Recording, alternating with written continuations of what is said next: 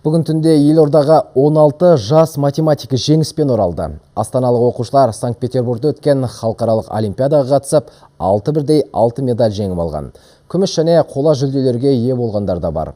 Жалпы кенгуру деп аталатын математикалық сайысқа әлемнің 75 елінің оқушылары қатысқан. Астаналық мектеп оқушыларының ішінен есепке жүйрік деген үздіктерді халықаралық байқауға интеллектуал 2050 қоры іріктеп алып барды. Дарынды балғындар жарыстан соң Петербордың көрікті жерлерін аралап, жыр алыбы Жамбыл Жабаевтың ескерткішіне гүл шоқтарын қойып қайтты.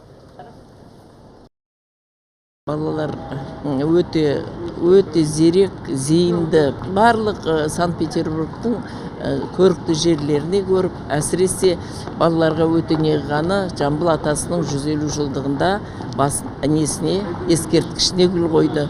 Ұлы математик,